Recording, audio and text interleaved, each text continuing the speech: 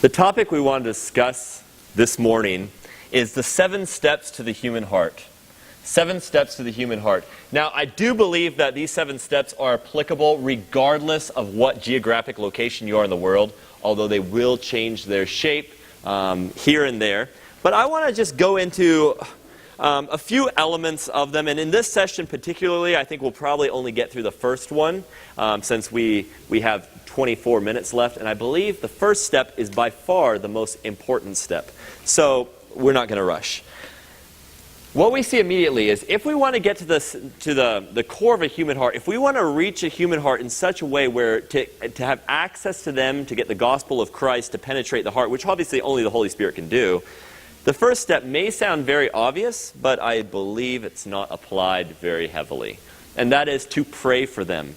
Now, immediately I say pray for them because I'll tell you, you will not have the heart and the perspective for the world until you ask God to show you what He sees.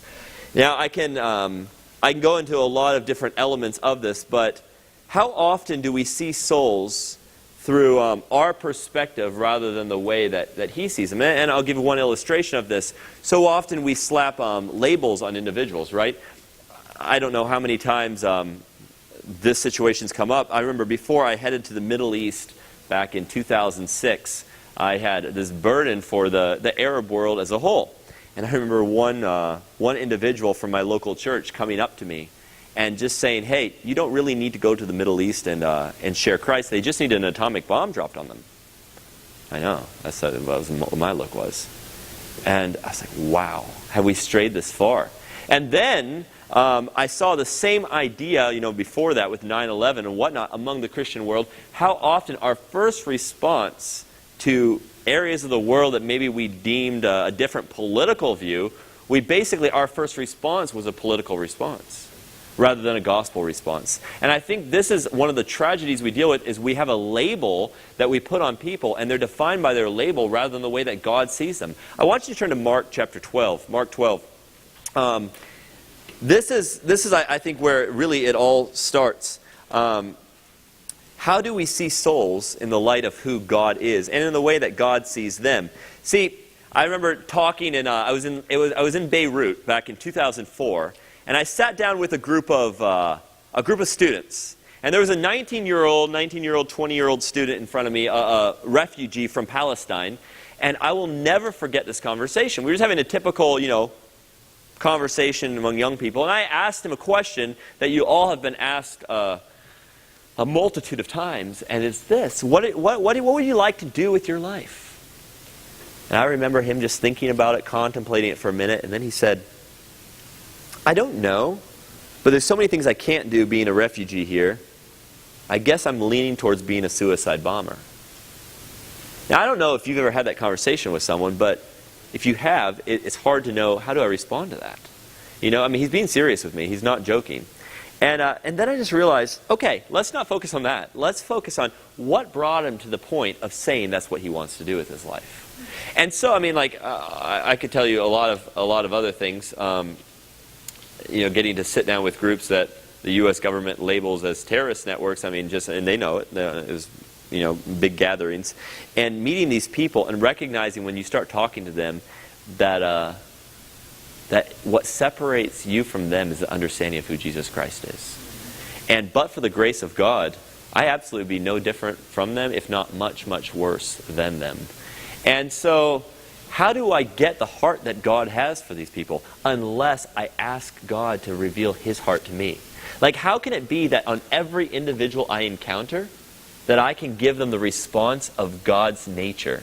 How can I do that? Well, it's not going to come from me. It's only going to come from Him filling me. I love the verses where it says, love is of God. And, love is of God, and he who loves is of God. In 1 John, let's just read it because I'm going to misquote. I don't want to misquote anything here. 1 John chapter 4. Listen to these words right here. Beloved, verse 7, let us love one another, for love is from God, and whoever loves has been born of God and knows God. Anyone who does not love does not know God, because God is love. And so again, I have to realize that if I'm going to love someone, that you can go back to Mark 12, then know the fact that it's got to come from God, because if it doesn't come from God, it's going to be some kind of fickle, selfish love. That's not really love in the first place, which is one reason that our term of love in this world has been so devalued to a point where love almost means nothing, because I love pizza and I also love my mom. So that said, how can we see human souls through the eyes that God sees them? I want to just read these verses in Mark 12, starting in verse 13. It says, and they sent to him, Jesus, some of the Pharisees and some of the Herodians to trap him in his talk. Now let me just set the stage for this story. We've got two very different groups. We've got the Pharisees, who are basically wanting freedom for the people of Israel, right, from the Roman rule. And then we've got the Herodians, who are very politically charged in the sense that, this is the Roman land, but they hated each other. I mean, they hated each other. But there's one thing they had in common. They hated Jesus more. And so they're like, we can't come together on much, but we can come together on the fact that we really want to get rid of this guy. So they come together and they're like, hey, we got an idea. Either you're going to kill him or we're going to kill him, all right? So here's the deal. We're going to ask him, teacher, we know that you are true and don't care about anyone's opinion. We'll kind of flatter him a little bit. And then we'll say, is it lawful to pay taxes to Caesar or not? Should we pay them or should we not? Now, why is that so important? Because here's the deal. Say you're a Herodian. Say you're a Pharisee. We're going to come, we're going to say to Jesus, we're going to say, hey, should we pay taxes to Caesar or not? And if he says, pay taxes, well, I'm happy he's paying taxes, but you can kill him because he's not the Jewish king. But he says, not, don't worry, we'll kill him because he's disobeying the Roman law. I mean, they would crucify people all the time for not paying taxes. That was one of Matthew's key jobs, right? Being that tax collector and turning people in if they didn't obey. But here's the thing. What happens? They got up by Jesus here. Verse 15, it says, but knowing their hypocrisy, Jesus said to them, why put me to the test? Bring me a denarius and let me look at it. And they brought one, and he said to them, whose likeness and inscription is this? And they said, well, Caesar's. Jesus said to them, render to Caesar the things that are Caesar's, to God the things that are God's. Look at that last line. And they marveled at him. They marveled. And this always gets me because, so often when we read this, we don't marvel. But what's he saying here?